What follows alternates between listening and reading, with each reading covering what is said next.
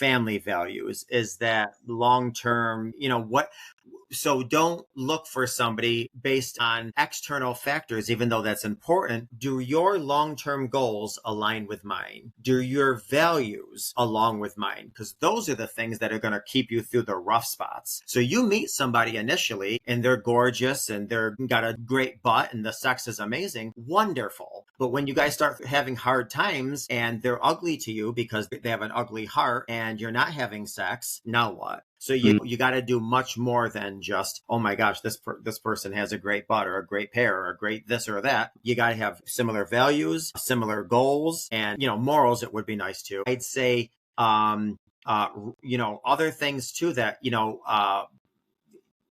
ethnicity does play a part in things. Race plays a part. Religion plays a part. Politics plays a part.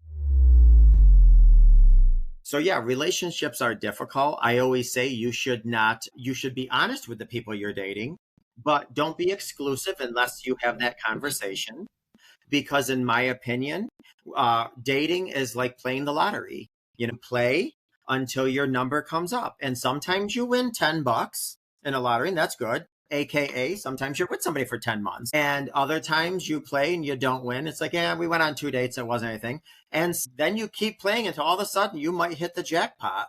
It's the person that you meet. That's your lifelong person. So to me, it's a numbers game, now playing it strategically is important too, but it's like the lottery. You keep playing, you keep dating until your winning number comes up. Yeah, I've heard that numbers game.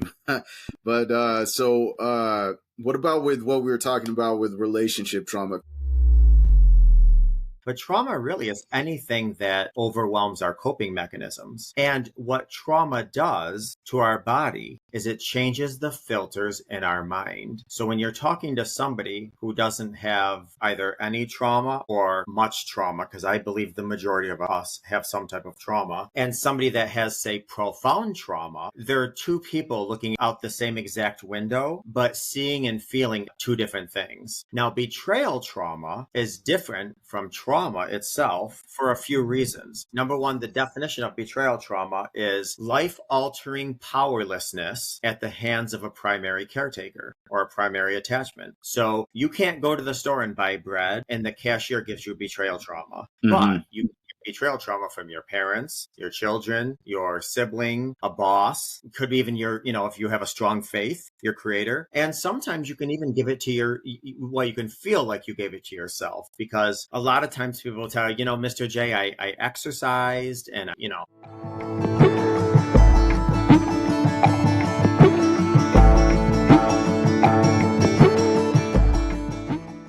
Yeah, so let's get right into the next video with Mr. J. He's a betrayal trauma coach that works with relationships.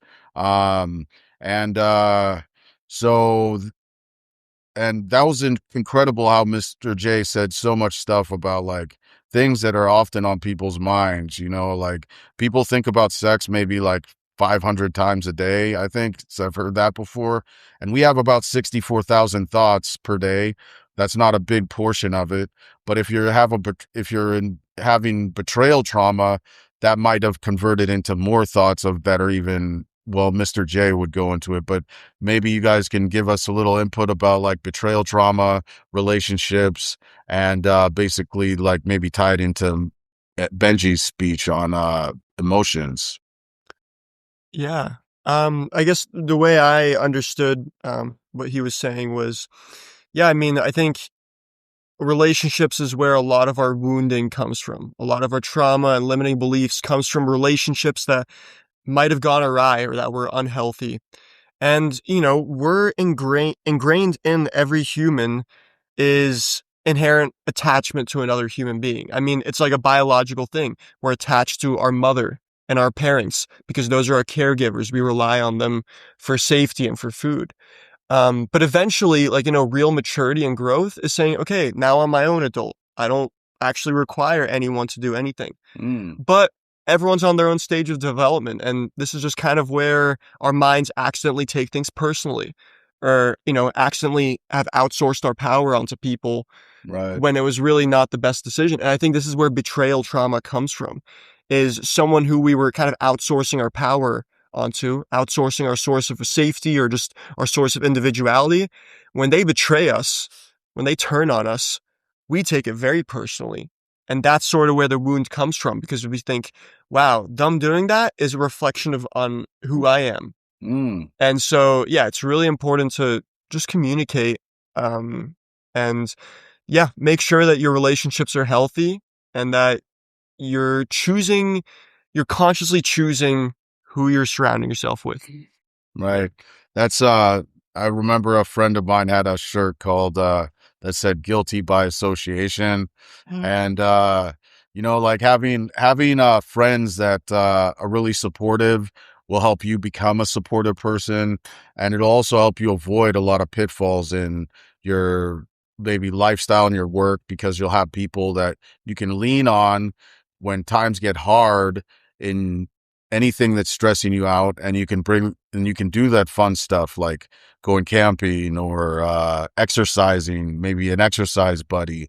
So that, I really think that what you said is really poignant, and it's something that we need to consider, that when you outsource your power to somebody, you can also bring in and take in something back. So I think that Judy would be a good person to speak on this, because maybe you could tell us about a famous person you know of who's maybe gone through a rough relationship spot, and or maybe even some maybe not too bad. I don't want to hear any horror stories, but Well, there's a lot of famous people who've gone through bad relationships. You hear about a lot of Hollywood divorces. I don't really pay too much attention to those, but as far as myself and people I know, I have seen a lot of trauma with relationships, lots of betrayal, whether we're talking about a husband or wife or whether we're talking about family members.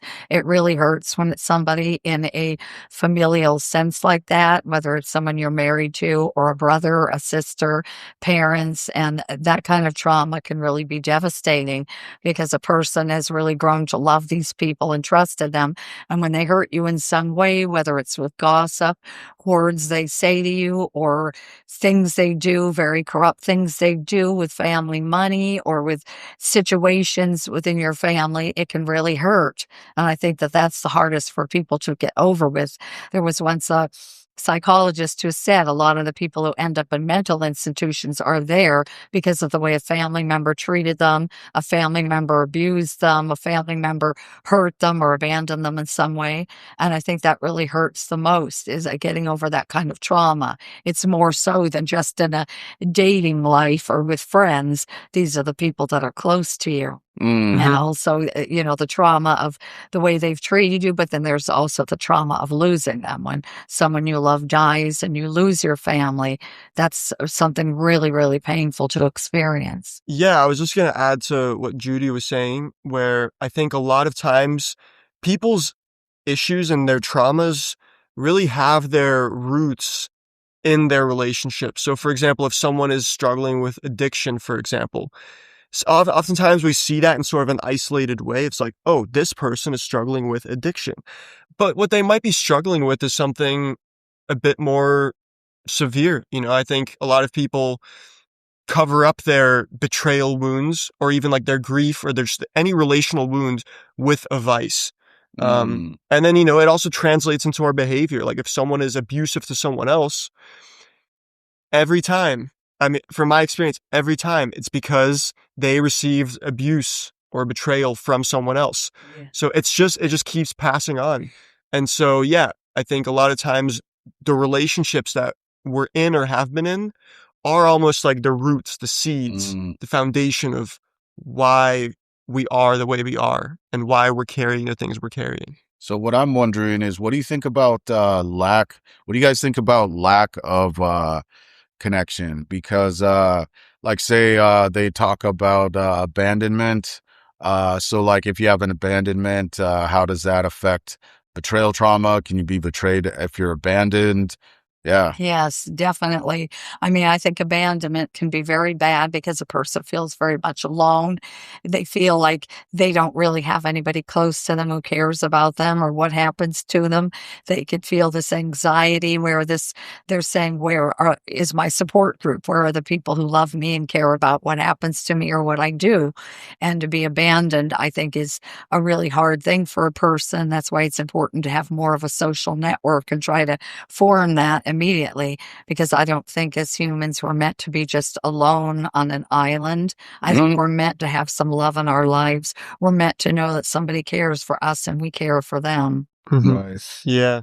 And I've noticed too that a lot of people, after being abandoned in the past or after being betrayed, they kind of become a lone wolf. You know, they just spend time really by themselves choosing that lonely path because they just don't want to be re-traumatized. And also, I want to touch on too attachment styles, which gets into, abandonments. If I don't know if you two have heard about attachment styles, like secure attachment, insecure Secure attachment. attachment. Wow, that's new to me. Yeah. Yeah, so this is what happens in the first few months of childhood or the first few months of someone's life is how their parents show up for them. If the parents are consistently helping them regulate, consistently being there, showing them love, giving them attention, that creates more of a secure attachment because the baby feels like they're getting consistent love and it won't go away. There's a Mm, secure attachment there. But if parents aren't very present during those first couple months and maybe leave the baby in a room to cry by themselves, that creates more of an insecure attachment where the baby starts getting conditioned into believing, oh, the people around me just aren't going to be there for me. right. And so this has roots very early on in childhood, and it keeps getting shaped. And doesn't matter how old you are, like these things keep playing out. Yeah, I think I talked about the IFS method and its internal family systems.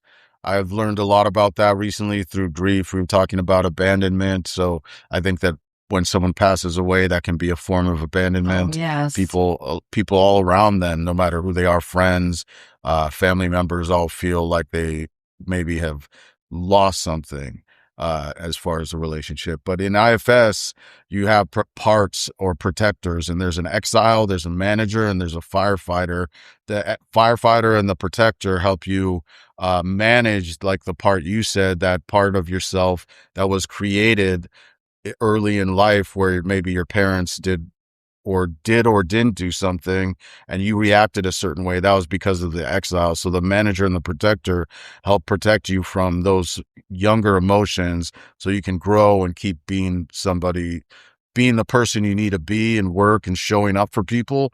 And that's exhibited by that. But also, in order to work with the IFS method, you have to work with the firefighter and manager so that the exile they don't have to manage the exile. You can do it. Hmm. So I think that we are really doing great on time, and time is of the essence